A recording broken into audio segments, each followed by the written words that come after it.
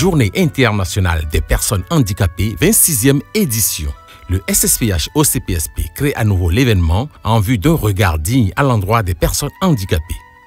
Placé sous le thème « Leadership et participation des personnes handicapées vers un monde post-Covid-19 inclusif, accessible et durable », la GIF 2021 veut attirer l'attention de chacun de nous sur les droits de la personne handicapée. Ainsi, le 14 décembre prochain à 10h, des représentants des personnes handicapées et des acteurs sociaux publics comme privés échangeront sur le sous-thème « Les droits des personnes handicapées, quelle réalité au Bénin ». Les concernés prendront la parole pour s'exprimer sur leurs droits jusque-là demeurés théoriques. Ils feront à nouveau un plaidoyer à l'endroit du gouvernement en vue de la prise des décrets d'application de la loi 2017-06, pourtant promulguée depuis bientôt 4 ans par le président Talon. Donne-nous les décrets comme cadeau de Noël.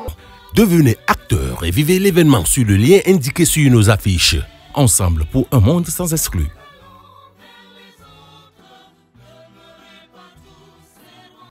Mesdames et messieurs, bonjour, chers invités, chers internautes. Merci de prendre le rendez-vous de cette rencontre web binaire et présentielle qui marque la célébration de la journée des personnes handicapées, une journée qui est commémorée tous les 3 décembre de chaque année. Pour rester collé à cette actualité, le service des Sœurs pour la promotion humaine et ses partenaires, en l'occurrence la Fondation Liliane, connue pour leur engagement à côté des personnes handicapées, a initié cette rencontre sur deux panels. En premier lieu, nous aurons un panel qui aborde le thème sur l'inclusion des personnes handicapées et l'employabilité. Avec mes invités qui sont déjà en plateau, je vous prie de vous faire un banc pour mes invités qui sont déjà en plateau pour les accueillir pour ce moment d'échange. Comme je l'avais dit à l'entame, notre premier débat va se focaliser sur l'inclusion des personnes handicapées. Pour mieux comprendre cette thématique de l'inclusion, nous avons comme invité, oui, Monsieur Paul, vous êtes avec nous. Présentez-vous à nos chers internautes qui sont en ligne. Je suis Paul Honoré Yamou, président honoraire de l'Association des scolaires et étudiants handicapés du Bénin. Oui, allez-y, Monsieur Paul. Président honoraire de l'Association des scolaires et étudiants handicapés du Bénin, doctorant à l'école pluridisciplinaire espace culturel et développement de l'Université d'Abou-Mekalavi. Merci, je rappelle que vous êtes une personne handicapée visuelle. Après vous, j'ai mon cher ami Chali, allez-y. Charlie, oui. Handicapé, motrice cérébrale, Oui. ancien élève de l'école d'Ibicus, diplômé de master en fiscalité et droit des affaires. Merci à vous, cher ami Chali. Après vous, nous avons Monsieur Domingo. Bonjour, Oui. on m'appelle Nassiro Domingo. Je suis sociologue de formation. Je suis le président de la Fédération des associations de personnes handicapées du Bénin. Je suis moi-même personne handicapée moteur. Merci. Merci à vous, Monsieur Domingo. Et ce débat sera animé par une grande dame, Madame... Madame Rosine Aolonsou, oui. épouse Sobossi. Je suis au service des enfants handicapés, directrice de l'école Les Hibiscus et présidente de l'ONG La Colombe Hibiscus. D'accord. Merci à vous, chers invités, pour avoir accepté notre invitation pour cette émission débat sur la pratique du handicap qui marque cette journée des personnes handicapées, une journée qui est célébrée chaque 3 décembre de chaque année. Avant d'aller dans le vif du sujet, nous allons faire un petit résumé de cette rencontre. À l'entame avec l'Anjada, nous aurons droit à une présentation de l'inclusion avec une vidéo qui marque comment on célèbre l'inclusion avec une école de Sebeya. Après ça, pourquoi l'inclusion? Pourquoi le bien fondé de cette thématique? Et aussi, contribution de l'école des sourds pour l'inclusion. Et après ce débat, nous aurons droit au second débat qui porte sur le thème l'employabilité des personnes handicapées. Et aussi, il y a une vidéo qui montre comment les personnes handicapées, malgré leurs déficiences, sont quand même engagées pour cette cause. Madame, avant, nous allons quand même présenter cette maison qui nous a réunis ce matin. C'est le service de Sœurs pour la promotion humaine avec mes chers techniciens qui sont avec nous pour quand même faire une idée sur le SSPH. On y va avec vous. Le service des Sœurs pour la promotion humaine, des Oblates catéchistes Petites Servantes des pauvres, est une organisation humanitaire créée en 2006. Il intervient sur l'ensemble du territoire national dans plusieurs secteurs.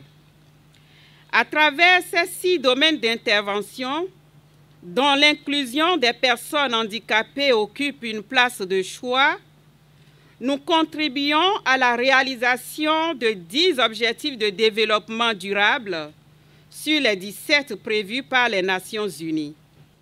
Dans le cadre de notre programme d'appui à l'inclusion des personnes handicapées, nous travaillons avec une quinzaine d'organisations.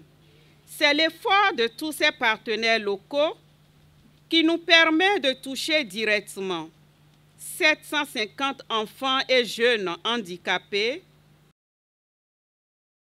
Merci. Ainsi, présenter le service des Sœurs pour la promotion humaine avec ce grand partenaire, la Fondation Liliane, qui s'engage chaque jour que Dieu fait pour la cause des personnes handicapées. Chers internautes, chers invités, nous sommes en retour en plateau pour le premier panel qui sera dirigé par Madame Alonso. Madame Alonso, vous avez ainsi vu un peu cette maison, le SSPH, pour ce qu'elle fait pour la personne handicapée. Vous avez un mot d'abord avant que le débat ne commence? Ben, je dirais merci aux sœurs. C'est leur devoir, certes, mais elles le font si bien que nous ne pouvons que les accompagner. Merci encore, mes chères sœurs. Merci beaucoup, madame. À présent, le thème du jour, le thème qui vous concerne, c'est l'inclusion des personnes handicapées. Vous êtes une dame de fer, une dame bien ancrée dans cette thématique pour quand même diriger ce premier panel. Allez-y, madame. OK, donc on parle d'inclusion. Oui. Inclusion, inclusion, dans tous les domaines, nous entendons inclusion. En fait, qu'est-ce que c'est que l'inclusion? L'inclusion, ce sont des valeurs et ce sont aussi des normes. Mais valeurs et normes pour tout un chacun de nous. Quelle que soit la particularité, la différence que nous avons, nous devions être inclus dans la société à laquelle nous appartenons.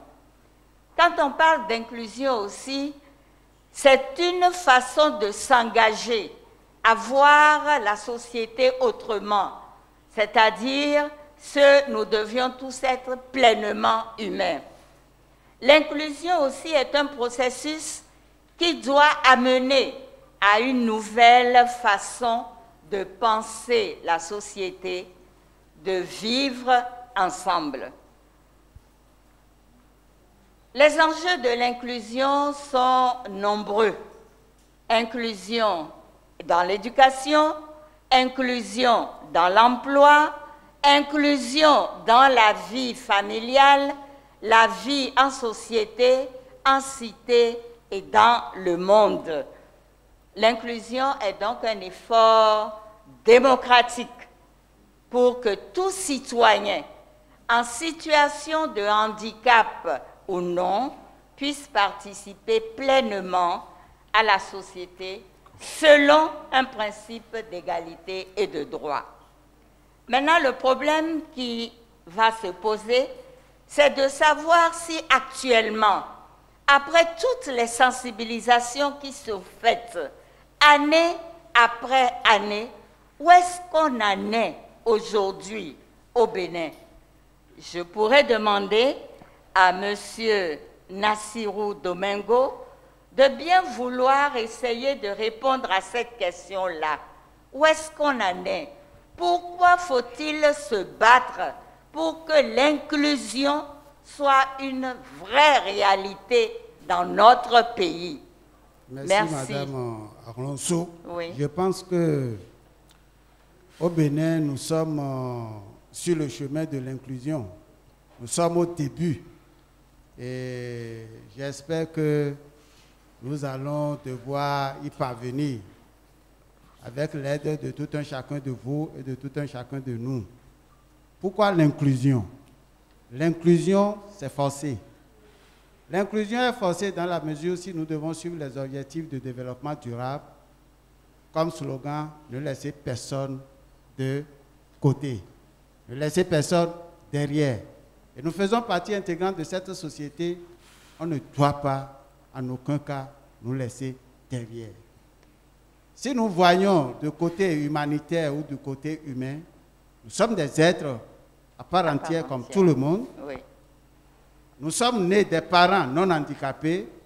À partir de cet instant, je ne vois pas pourquoi la société se permet de nous exclure de l'éducation, de la santé, de la formation et surtout de l'emploi.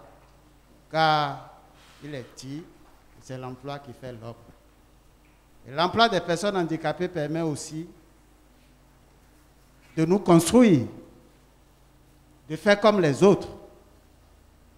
Et si on n'est pas inclus, c'est qu'il y a une frange de la société qui est laissée de côté.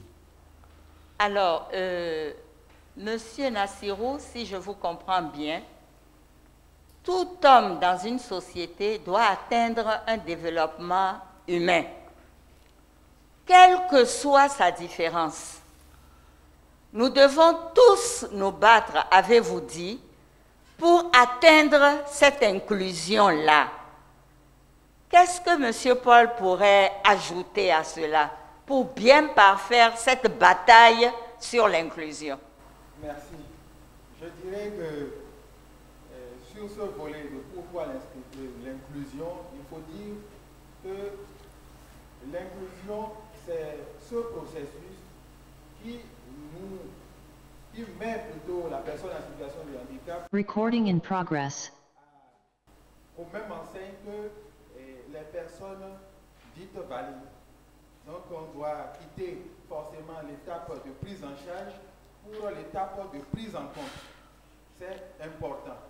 Et dans ce processus, il faut voir la personne handicapée en pleine estime de soi, qui est capable de réaliser une intégration dans le groupe, dans la société à laquelle il appartient, sans pour autant attendre que le geste lui vienne d'ailleurs. Ok. Maintenant, nous ne pouvons pas dire entièrement que nous venons de commencer. Monsieur Domingo, nous avons le devoir de dire quand même merci à notre président, aux autorités de nos pays, au gouvernement, aux élus locaux, parce que nous avions quand même une loi qui a été votée. C'est la raison pour laquelle vous devriez dire un mot pour justifier comment nous allons poursuivre notre combat. Je crois que tout est dans la main du chef de l'État. On dit enfant, Yeroudan, innocent, Tanawe. Quand on tue le serpent, on lui coupe la tête. Le président a tué le serpent, mais il faut qu'il coupe la tête du serpent. Cela voudra dire quoi? Qu'il puisse prendre les décrets d'application de cette loi pour que nous puissions vraiment jouir de cette loi. Je pense que le ministre des Affaires sociales et ses cadres sont à pied d'œuvre pour que cette décret d'application de la loi soit pris. Et quand nous investiguons pour savoir depuis 4 ans pourquoi cette loi n'est pas mise en œuvre, il nous a été dit que le chef de l'État veut convoquer un séminaire gouvernemental par rapport à ça avant de signer ces décrets. D'accord, nous souhaitons que cette réunion puisse se faire, que nous puissions tous assister à ce débat-là pour que réellement le président puisse nous offrir, comme disaient les enfants tout à l'heure, les décrets comme notre plus beau cadeau de Noël. Vous êtes d'accord avec moi? Absolument. Maintenant, Monsieur Paul, avec qui peut-on faire cette inclusion? Cette inclusion, comme vous pouvez le constater comme moi, est pluridimensionnelle et multisectorielle. Répondre avec qui revient à dire qu'il faut d'abord la personne handicapée elle-même, d'accord, son autodétermination, à vouloir montrer ses capacités dans la société qui détermine sa personne. Et sur ce, on va indexer les signes de soi qu'il se doit de développer et également se mettent en branle pour briser toutes les barrières que la société lui tend. En dehors de ça, cette société béninoise, vous la connaissez, elle est d'une valeur socio-culturelle où sont érigés en mœurs, us et coutumes des stéréotypes du handicap et des considérations obscènes de handicap qu'il faut absolument lever. Donc, les acteurs OPH, c'est-à-dire les organisations de personnes handicapées, sont alors aussi inclus, fortement sollicités pour lever ces différentes barrières ensemble avec les personnes handicapées. Mais, pour le faire également, il faut aussi aller à un autre palier, que les ONG et OSC qui contribuent nuit et jour pour la promotion des valeurs humaines au Bénin, comme la SSPH par exemple, et la Fondation Liliade, s'investir alors pour relever les différents pans de l'inclusion s'avère important. Nous avons également tous les pouvoirs, à savoir législatifs. On a eu la ratification de la Convention des Nations Unies relative aux droits des personnes handicapées. On a eu également la légifération de la loi portant protection et promotion des droits des personnes handicapées. Nous aurons également pour l'inclusion nécessaire que cette législature ou bien que le Parlement béninois puisse adopter, voter et adopter le traité, je dirais ratifier, ratifier un traité, ratifier le traité de Marrakech visant à faciliter l'accès aux aveugles, aux déficients visuels et à toute autre personne ayant des difficultés de lecture, des documents imprimés, des œuvres publiées. D'accord. Vous êtes personne handicapée visuelle, donc vous plaidez pour votre église. Il faut absolument que ce décret soit pris pour que les personnes handicapées visuelles puissent s'en sortir dans la lecture de tous les documents. Merci. En dehors des personnes handicapées visuelles, ça concerne aussi les personnes auditives. Ok. Là, vous nous aviez énuméré certains acteurs qui pourraient faciliter l'inclusion des personnes handicapées. Absolument. Nous avons des exemples sur notre plateau.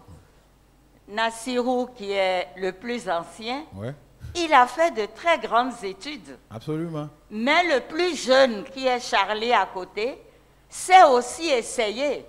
Il y a quand même un acteur que vous n'avez pas énuméré et sur lequel je crois, ces deux-là vont s'appesantir. Nous allons patiemment écouter peut-être Charlie. Qu'est-ce qu'il a aidé, lui, à arriver jusqu'à un master de fiscalité? Voilà.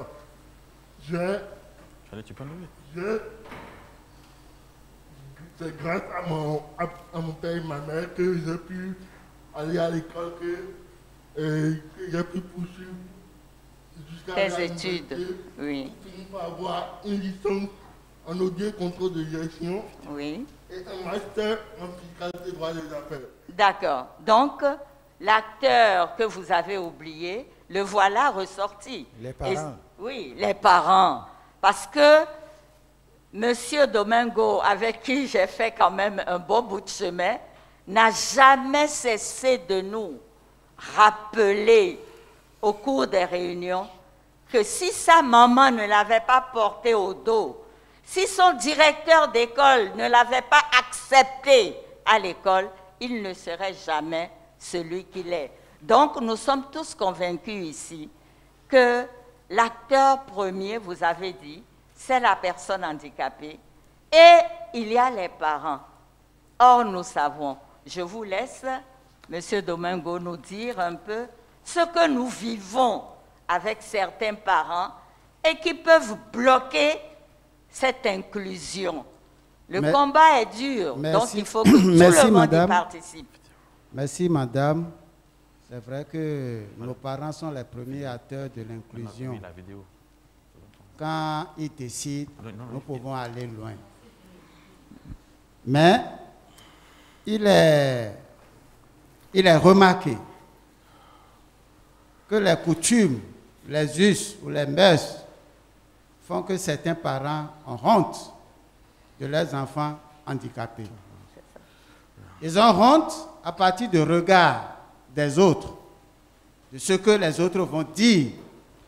Et ça fait qu'il y a un certain blocage. C'est aussi vrai qu'on ne peut pas tout amputer aux parents. Non. Il faut que nous regardions du côté de l'État, surtout du gouvernement. D'accord. Donc, on verra tout à l'heure le débat sur côté État, côté gouvernement. Et ensemble, nous allons approfondir le sujet. Nous allons à présent sur cette vidéo.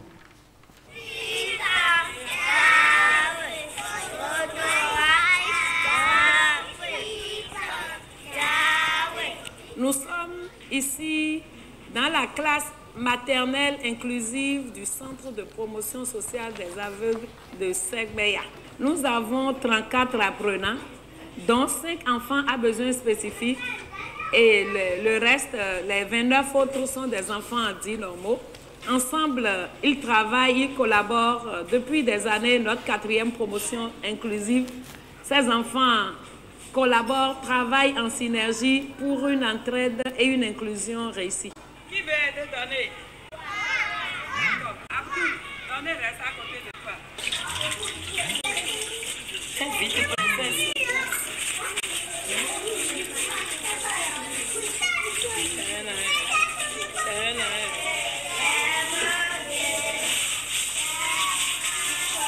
C'est un exemple de société africaine qui connaît ces enfants en situation de handicap à côté de ces enfants valides qui mettent dans la main, se donnent du plaisir, du goût.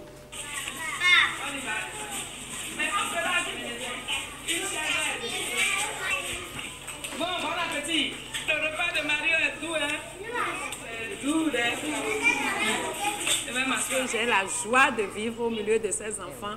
Ils me passionnent quand il y a entraide, quand il y a solidarité, l'un entraîne l'autre. Même le non-voyant que nous pensons avoir besoin d'entraide aide aussi les autres dans certaines circonstances. Tous, dans ce pays, nous comprendrons que le handicap n'est pas contagieux, et que le vivre ensemble entre personnes en situation de handicap et personnes valides est possible et que la solidarité doit être de mise pour que rayonne notre société. Merci beaucoup à vous pour cet élément témoin qui montre un peu l'éducation inclusive, ce qu'il faut faire à la base pour une inclusion digne du nom. Madame, pourquoi l'inclusion et pourquoi le bien fondé de cette inclusion, selon vous? Pourquoi l'inclusion? Ici, nous sommes en éducation inclusive. C'est ça. Cette école, je la fréquente souvent. Et je fréquente souvent les écoles où on accepte des enfants handicapés. Vous savez pourquoi? Parce que c'est là que l'on trouve la vraie éducation. C'est ça. Elle a dit tout à l'heure, même l'enfant handicapé collabore au bien-être de son camarade. Et dans ces milieux-là, où vous voyez des enfants interagir, on se pose, nous, adultes, des questions. On se pose des questions parce qu'ils nous remettent en cause. Et Paul disait, dans le documentaire, tout à l'heure, je l'ai entendu en même temps que vous. C'est ça. Il disait qu'il faudrait que les parents sachent que le handicap n'est pas contagieux. Il n'est pas contagieux. Bien au contraire, nous pensons que ces enfants-là nous apprennent beaucoup de choses. Je vais laisser Paul, que vous avez là, devant nous dire un petit mot sur cette éducation inclusive et pourquoi l'éducation inclusive est-elle très importante. Merci. Merci beaucoup. Et merci beaucoup, madame. Je suis complètement ému. Ému de savoir que chaque enfant qu'on enseigne est un homme qu'on gagne. C'est Victor Hugo qui l'a dit. Et ça se vérifie davantage quand on est en face d'un enfant en situation de handicap. Vous savez, quand un enfant en situation de handicap est dans une classe inclusive, elle force l'émulation de ses compères. Imaginez qu'à la suite d'une évaluation, on retrouve que l'enfant en situation de handicap est premier de sa classe. Vous voyez ce que ça peut faire dans la tête du parent et de cet enfant et des parents des enfants qui partagent la même classe que lui. Et régulièrement, nous avons des cas d'enfants, des cas d'écoliers, des cas d'apprenants et d'étudiants qui sont majors de leur classe, majors de leur promotion. Donc, enfants handicapés dans une classe inclusive permet plus d'émulation, plus de promotion de l'excellence, plus d'émulation, d'émancipation et d'éveil. Charlie, tu as connu l'éducation inclusive. Tu as été un enfant handicapé au milieu des autres enfants handicapés. Comment tu t'es senti? Est-ce que tu t'es senti exclu, rejeté? Dis-nous ce qui t'a permis dans cet ensemble-là de progresser. Voilà, simplement. Bon, moi, dès que je suis arrivé à l'école primaire privée Les Hibiscus, la directrice m'a accueilli avec amour et fierté.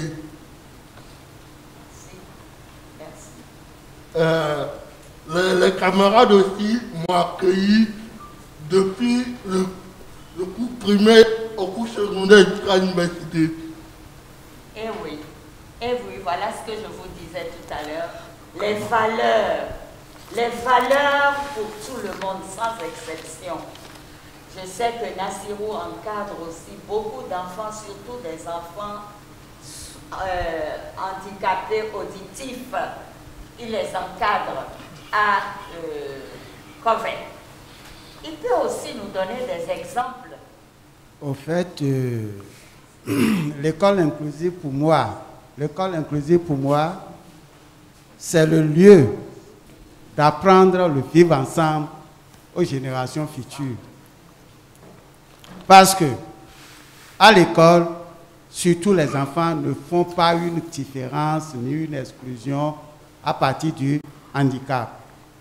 Ce que nous voyons souvent, c'est les parents qui essaient d'écarter les enfants handicapés de leurs enfants parce que pensant qu'eux autres ils ne seraient jamais une personne handicapée.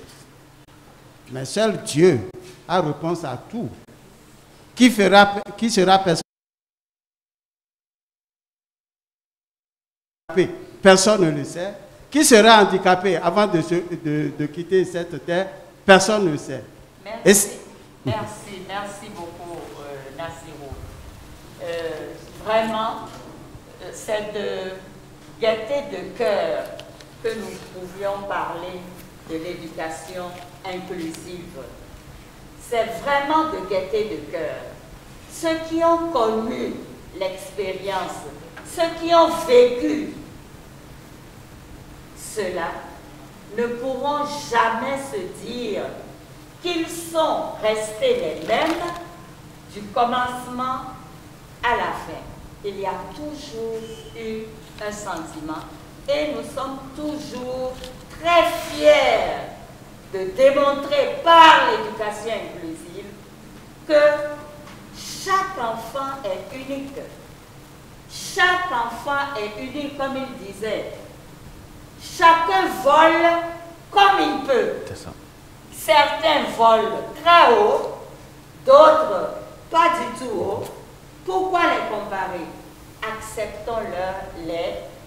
Acceptons-les de tout cœur et faisons tout, combattons pour leur développement humain. Absolument. La société a besoin de tout le monde.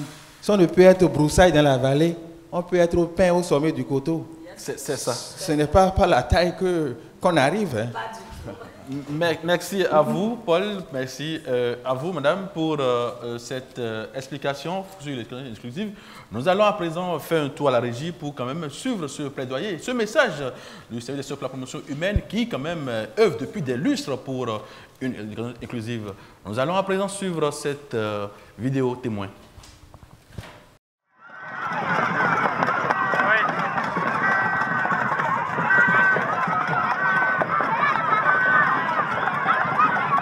Penser aux enfants handicapés pour que tout le système puisse permettre aux enfants handicapés et aux enfants dits non handicapés puissent rester ensemble dans les mêmes conditions d'éducation, de formation. Faire en sorte que les enfants ne soient pas déracinés, mais bénéficient de l'éducation dans leur contexte de vie. Cela permettrait à ces enfants d'intégrer la communauté, de travailler au développement de leur communauté.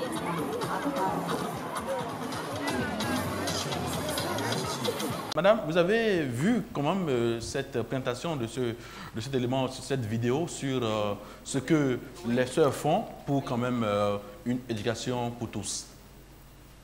Bon, c'est très important, je le disais tout à l'heure, c'est très important de ne plus minimiser nos enfants qui vont à l'école. C'est très important que les parents qui ont des enfants handicapés ne les cachent plus, qu'ils n'aient pas honte de leurs enfants et qu'ils les amènent à l'école. C'est très important. Donc, merci encore à mes chères sœurs pour tout le travail qu'elles abattent. Elles sont comme des fourmis qui travaillent sans se fatiguer. Et partout, depuis les petits jusqu'aux plus vieux.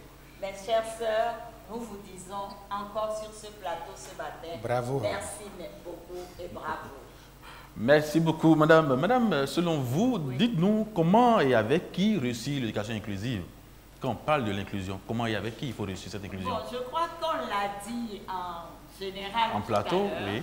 Je vais juste faire un petit aperçu. C'est ça. Où je vais peut-être laisser M. Nassirou, président de la fédération, nous dire avec qui il faut faire l'inclusion. Et aussi les démarches aussi amenées. Tel que je vois la situation actuellement, je crois que les organisations de la société civile, les parents ont commencé déjà par jouer leur partition. La plus grande partition, selon moi, qui reste maintenant, c'est l'État, c'est le gouvernement. Car quand il y a la volonté politique, tout partira. Et la difficulté que nous avons, c'est au niveau du gouvernement qui fait que nous ne sommes pas en mesure de dire que nous sommes en train de voir le bout du tunnel. Merci Nassirou. Il dit que nous ne sommes pas en mesure de voir le bout du tunnel. Je partage son opinion. C'est ça. Mais je me dis qu'il ne faut pas que ce soit un obstacle pour parents, pour les organisations de personnes handicapées, pour tous ceux qui veulent porter assistance aux personnes handicapées et les valoriser. C'est vrai, nous avons besoin, Monsieur le Président, nous avons besoin des décrets. Nous en avons besoin. Je donne juste un exemple. S'il y avait un décret d'application contre tous ces directeurs ou maîtres qui ne veulent pas s'occuper des enfants que nous inscrivons dans leur classe, je crois que le problème serait à moitié résolu. Parce qu'après, il faut la formation des maîtres. Donc, le décret d'application est très important. J'insiste là-dessus. Merci, madame. Le degré est vraiment important pour cette éducation inclusive. Nous avons un acteur qui est en ligne parce que vous savez que c'est une émission avec nos internautes et vous en plateau. Il est le directeur de l'école des sourds et entendants de Louo. Il est en ligne. Il veut contribuer aussi à ce débat. Monsieur le directeur, vous êtes avec nous? Oui, c'est bon? Oui, ça peut aller. Vous êtes là? Oui, je suis là. Merci beaucoup pour votre présence, pour le rendez-vous pris. Vous avez quand même suivi de bout en bout ce débat sur l'inclusion. Et vous êtes le directeur de l'école des sourds de Louo. Dites-nous un peu ce que vous avez à apporter à ce moment d'échange. Merci beaucoup pour ce débat très passionnant. Oui. En fait, l'inclusion, en fait, n'est pas un discours, mais un comportement. C'est ça. L'inclusion, c'est un changement, en fait, de regard envers les personnes handicapées.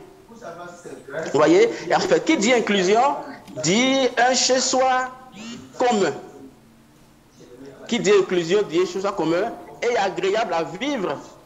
Qui dit inclusion, dit patrimoine commun, ce qui fait l'opposé de l'intégration. C'est ça. Dans une communauté inclusive, la solidarité est de mise. Vous voyez?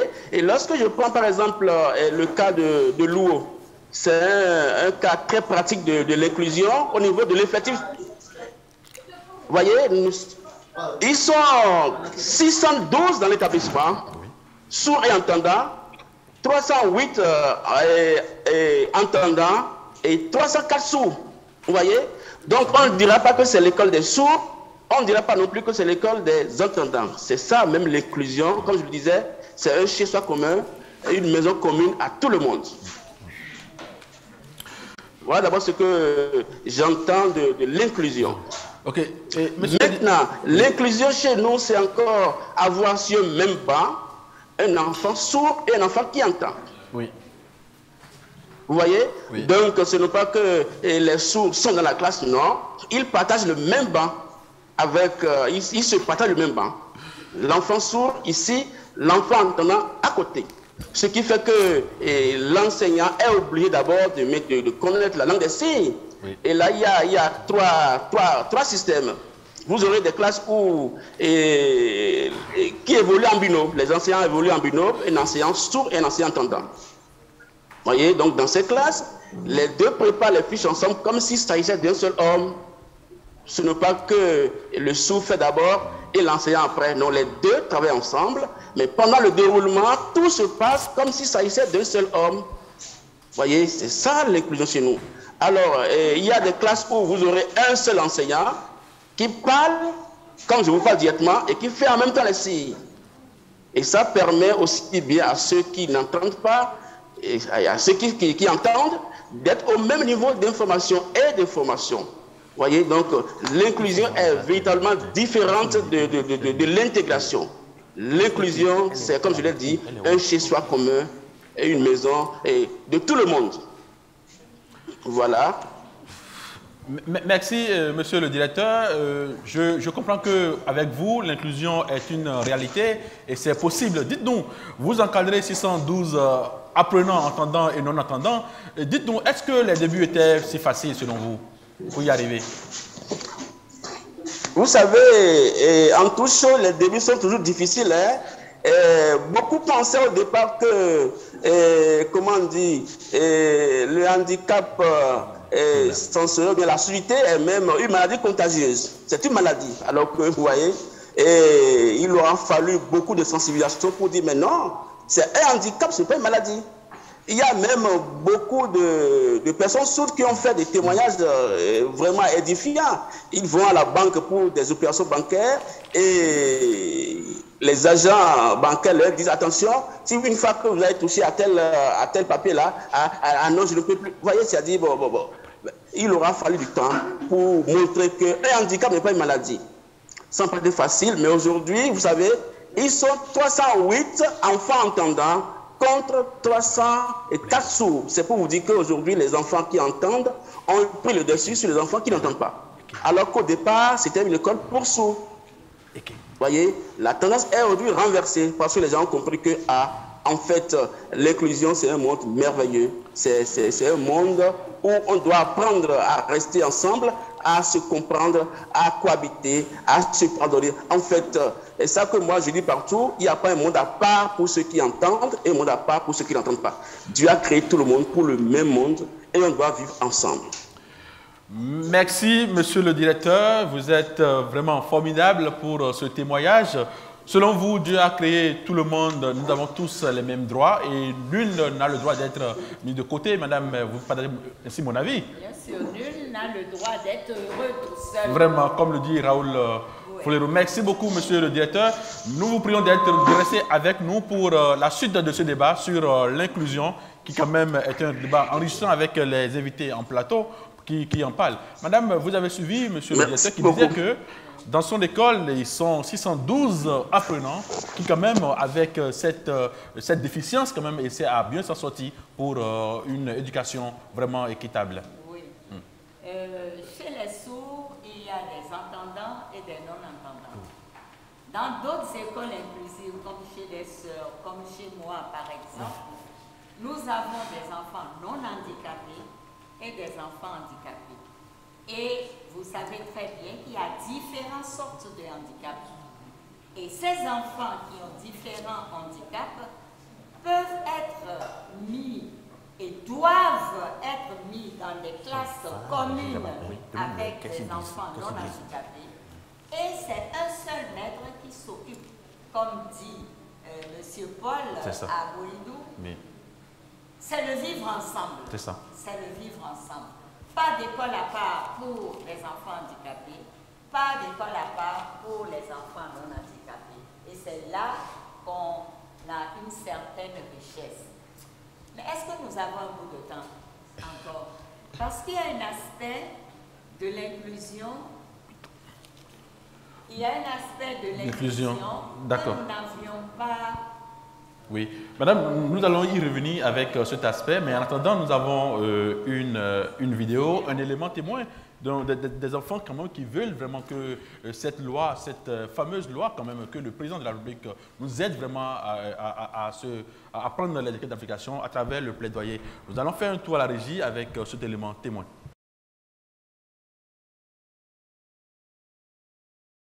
Monsieur le Président de la République du Bénin, Athanase Guillaume Talon, les challengers de la chrysalide ont un message pour vous. Nous voulons les décrets d'application pour que nos droits soient connus et respectés. Nous voulons les décrets d'application pour mieux vivre. Nous voulons les décrets d'application pour avoir l'accessibilité. Nous avons des gens qui sont en ligne, qui sont quand même à travers le monde entier, qui nous suivent actuellement. Nous avons en ligne Mme Heke, elle est la conseillère régionale de la Fondation Liliane. Elle appuie fortement cette maison, les sœurs, pour ce combat. Nous allons quand même suivre cette dame pour quand même venir dans ce débat. Mme Heke, vous êtes avec nous. Bonjour madame. Bonjour à tout le monde là-bas. Merci infiniment pour ce rendez-vous qui est pris de votre côté malgré votre agenda chargé.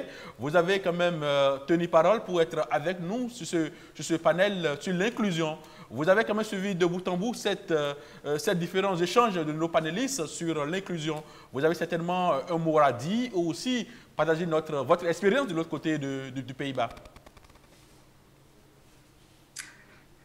Merci beaucoup et bonjour à tout le monde et merci beaucoup à tous ceux et celles qui ont déjà parlé avant moi avec tous les beaux messages qui ont été donnés. Je ne sais pas si j'ai beaucoup à ajouter là-dessus. J'avais un petit PowerPoint, je ne sais pas si c'est à présenter. C'est possible de le présenter. Oui, allez-y, madame. Oui, allez-y, madame. Si. OK. Sinon, en tout cas, mon nom c'est Heke Apeldoorn. Je suis à la Fondation Liliane, la conseillère en développement organisationnel et plaidoyer. Et nous sommes basés aux Pays-Bas. Alors, ça fait plaisir d'être parmi vous à cette distance et quand même pouvoir communiquer avec vous, vous entendre et vous encourager. Merci beaucoup pour l'invitation. Quand on parle de l'inclusion sur le plan international, ce qui revient tout de suite en tête, c'est la Convention internationale des droits des personnes handicapées. C'est une convention internationale qui a été signée par 181 États dans le monde. Alors, c'est la convention la deuxième convention la plus signée dans le monde. La première convention, c'est la Convention des droits de l'enfant. Et la République du Bénin a signé cette convention et ratifié cette convention en 2012 déjà. Alors, ça fait déjà 9 ans qu'il s'est engagé à cette convention et ce qui est écrit dans la convention. Alors, je voudrais vous lire un seul article de cette convention qui parle notamment de l'inclusion. Et c'est l'article 19 qui parle de l'autonomie de vie et inclusion dans la société. Les États partis à la présente convention reconnaissent à toutes les personnes handicapées le droit de vivre dans la société avec la même liberté de choix que les autres personnes et prennent des mesures efficaces et appropriées pour faciliter aux personnes handicapées la pleine jouissance de ce droit, ainsi que leur pleine intégration et participation à la société, notamment en veillant à ce que les personnes handicapées aient la possibilité de choisir sur la base de l'égalité avec les autres sur leur lieu de résidence et où et avec qui elles vont vivre et qu'elles ne soient pas obligées de vivre dans un milieu de vie particulier. Les personnes handicapées aient accès à une gamme de services à domicile ou en établissement et autres services sociaux d'accompagnement, y compris l'aide personnelle, nécessaire pour leur permettre de vivre dans la société et d'y s'insérer et pour empêcher qu'elles ne soient isolées ou victimes de ségrégation. Et finalement, les services et équipements sociaux destinés à la population générale soient mis à la disposition des personnes handicapées sur la base de l'égalité avec les autres et soient adaptés à leurs besoins. Alors, c'est un engagement que l'État béninois pris et l'État béninois a encore mis ça en opération par la loi numéro 6 de 2017 et portant protection et promotion des droits des personnes handicapées en République du Bénin. Et là, dans l'article 4, on lit que les principes de base de cette loi sont le respect de la dignité intrinsèque et l'autonomie individuelle des personnes handicapées, la non-discrimination, la participation et l'intégration pleine et effective à la vie sociale, le respect de la différence et l'acceptation des personnes handicapées, l'égalité des chances, l'égalité d'accès, l'égalité entre hommes et femmes, et le respect du développement des capacités de l'enfant handicapé, et le respect du droit des enfants handicapés à préserver leur identité. Alors, c'est ça qui est écrit dans la loi qui a été signée par l'État béninois. Alors, un autre engagement, disons. Quand on parle de l'inclusion, on ne parle pas de l'exclusion. La première image, ce que vous voyez, c'est l'exclusion. On voit la société au milieu et on exclut les personnes handicapées. On peut donner l'exemple malheureux qu'on connaît à des enfants, par exemple, qu'on enferme dans les cages pour ne pas leur montrer dans la communauté. On les enferme, on les attache même des fois. Alors, ce sont des enfants qui sont carrément mis hors de la société, qui n'ont pas contact avec des autres. L'inclusion, ce n'est pas la ségrégation non plus. On met ensemble toutes les personnes handicapées, on les met dans un institut, on les enferme là-bas, on les met ensemble. Et puis nous, dans la société, on vit notre vie. Et l'inclusion, ce n'est même pas, le directeur de l'école l'a dit tantôt, ce n'est même pas l'intégration. On met dans la société les personnes handicapées ensemble. Un exemple pourrait être, par exemple, les OPH, qui sont des organisations de personnes handicapées. Mais les personnes handicapées ont aussi le droit d'être membres, par exemple, d'une organisation de femmes ou une organisation de jeunes, au lieu que de se retrouver uniquement dans des organisations de personnes handicapées. Alors, la prochaine image, c'est l'image de l'inclusion. où on voit que la personne handicapée est acceptée par la société, est inclue dans la société, mais ce qui demande aussi que la société s'adapte aux besoins des personnes handicapées, que les systèmes changent. Quand on voit l'intégration, le système ne change pas. Ce sont les personnes handicapées qui doivent s'adapter au système. Mais l'inclusion, ça veut dire que le système, l'environnement s'adapte aussi à la personne handicapée. C'est ça qui est très important pour l'inclusion. Pour terminer, quelques messages à emporter que d'autres ont déjà dit aussi. Toute personne est potentiellement une personne handicapée. On peut avoir un accident, on vieillit, en tout cas, on a toujours la possibilité de devenir une personne handicapée aussi. L'inclusion, ce n'est pas une faveur, mais c'est un droit, on l'a vu, c'est dans la loi, c'est dans la Convention. Alors, je ne peux qu'encourager l'État béninois de signer effectivement les décrets d'application. L'inclusion, ce n'est pas un programme non plus. C'est vrai que le SSPH, avec les organisations partenaires, travaillent pour promouvoir l'inclusion, mais ce n'est pas ça ne suffit pas. Ce n'est pas uniquement un programme qui peut changer la société, mais c'est un état d'esprit qu'on a besoin. Je ne sais plus qui l'a dit, c'est un comportement dont on a besoin. Et finalement, l'inclusion des enfants et des jeunes avec un handicap a un coût. Et M. Paul parlait de ça, je crois. Il avait une bonne expression que je ne me rappelle pas très bien, mais il disait que quand on enseigne un enfant, c'est un investissement qui se rembourse par après. Parce que ça a un coût, mais si cette personne par après peut travailler, peut trouver un emploi, peut gagner de l'argent et s'entretenir et entretenir sa famille, il coûtera beaucoup moins cher à la société que si on n'allait pas investir à cette personne.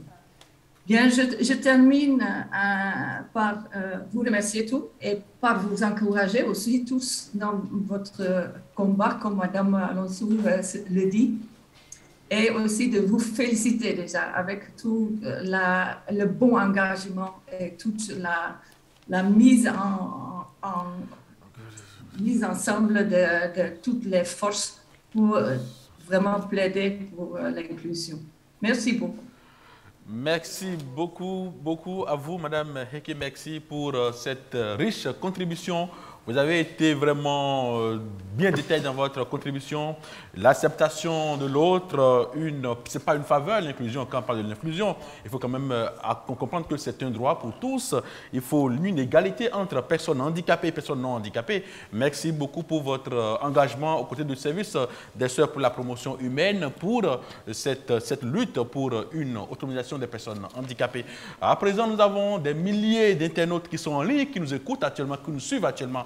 Et aussi en salle, nous avons des invités qui sont en plateau, qui ont aussi envie de contribuer à ce débat. Un instant est à vous, chers invités, vous qui avez envie de parler de votre expérience ou des préoccupations par rapport à cette inclusion. Le débat est ouvert et à vous. Vous avez encore la chance quand même de contribuer à ce débat. Si vous avez, c'est pas de l'autre côté, vous avez des gens qui sont avec nous. Monsieur Yves Doku de Équilibre Bénin, Monsieur Martial Azagba de l'ONG Le Laurier, ils sont pleins dans cette salle qui ont envie de contribuer à ce débat. Vous avez à présent la parole si vous avez envie de parler. Nous avons un micro qui est à vous, Monsieur Yves. Merci. Merci à tout le monde. Oui. Je crois que c'est un rendez-vous très important. C'est ça. Et ce que moi je voudrais dire, nous avons une population vraiment nombreuse. Et comme vous le savez, il y a les traditions qui sont là. C'est ça. Il y a les pesanteurs sociologiques. Donc, il y a un grand travail à faire déjà à ce niveau. Parce que quand on regarde un peu les manifestations dans la ville, au niveau du transport, au niveau de l'administration, même des services, au niveau des hôpitaux, la vie même au Bénin, les gens ne sont pas encore totalement prêts. Je vous donne un petit exemple. Un enfant qui a atteint une infirmité motrice cérébrale lorsque sa maman rentre dans un taxi avec celui qui est à côté, prend peur automatiquement. Et parfois, il demande à descendre parce qu'il croit que c'est contagieux. Donc, il faut vraiment sensibiliser la population pour qu'elle soit vraiment prête à accompagner cette inclusion dont nous parlons aujourd'hui. Et c'est un travail à faire à tous les niveaux. À tous les niveaux. Il faut vraiment vulgariser cela pour que les gens comprennent que le handicap n'est pas contagieux. C'est ça. Les enseignants, il y a un grand travail qui se fait déjà à ce niveau. Il y a de cela encore 15 ans, 20 ans. Vous ne pouvez pas partir inscrire un enfant aisément dans une école. Ils vous prononcent un nom catégorique. Ils disent que l'enfant handicapé arrière la classe. Mais aujourd'hui, avec ce travail qui est fait avec les sœurs, avec Handicap International, avec les organisations non gouvernementales un peu partout dans le Bénin, il y a des enseignants qui sont formés et ils sont même aujourd'hui des porte-parole. J'ai connu des enseignants qui ont eux-mêmes des enfants handicapés. Et là, ils ne cessent de parler aux autres que le handicap, on peut quand même le vaincre. On peut accepter des enfants dans les classes et se faire accompagner par les programmes qui sont en cours. Merci. Je me présente, Dr Gervais Martial Ounou. Je suis chirurgien pédiatre et je suis très heureux de participer à ce panel. Parce que moi qui ai eu l'occasion de m'occuper pendant toute ma carrière d'enfant handicapé, je découvre un certain nombre d'aspects ici aujourd'hui qui vraiment me donnent une plus grande ouverture de vue sur ce problème. Si tous les acteurs, depuis l'État, depuis les ONG, ont leur rôle important à jouer dans l'inclusion, moi je voudrais insister sur le rôle de la famille. D'abord la famille nucléaire et ensuite la famille élargie. Parce que je pense qu'on n'insiste pas beaucoup là-dessus. Il y a certains parents qui considèrent qu'un enfant handicapé, il faut le jeter à l'eau, il ne faut vraiment pas s'en occuper, c'est un handicap, ça fait dépenser, etc., etc.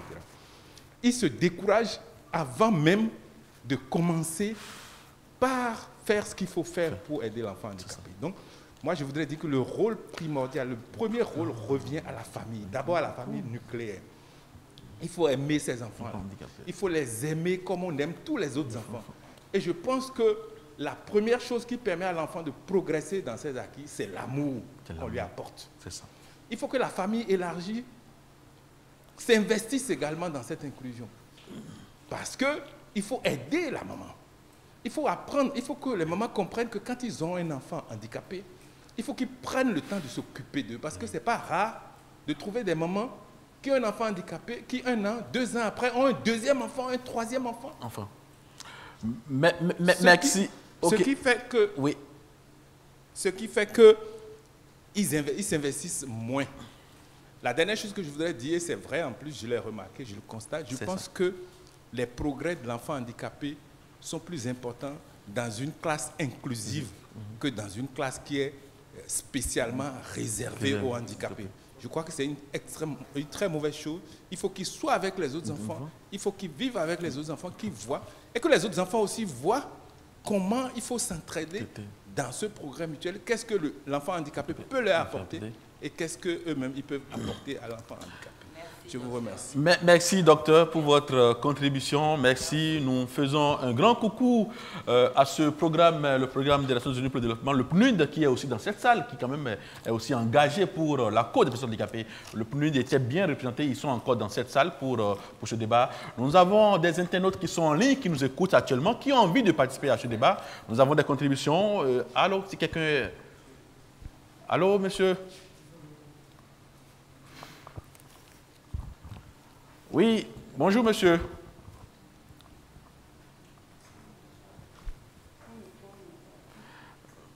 Monsieur, bonjour. Est-ce que vous nous recevez par ici?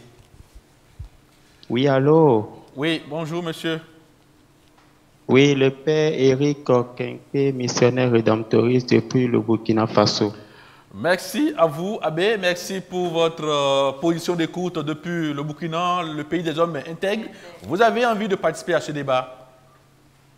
Oui, je tiens à dire merci à chacun et à tous pour cette conférence. C'est ça. Et mon apport Nous ne devons pas abandonner les enfants parce que ce sont nos enfants. C'est ça. Nous devons les accepter et les accompagner parce que Dieu même a dit, laissez venir à moi les enfants. Et je tiens à dire merci à chacun et à tous. Ici, notre mission, ce n'est pas facile. Et les enfants sont rejetés. Il faut être dans le centre pour mieux comprendre les choses. Après 2 ans d'expérience, nous avons un centre ici à Ouaga.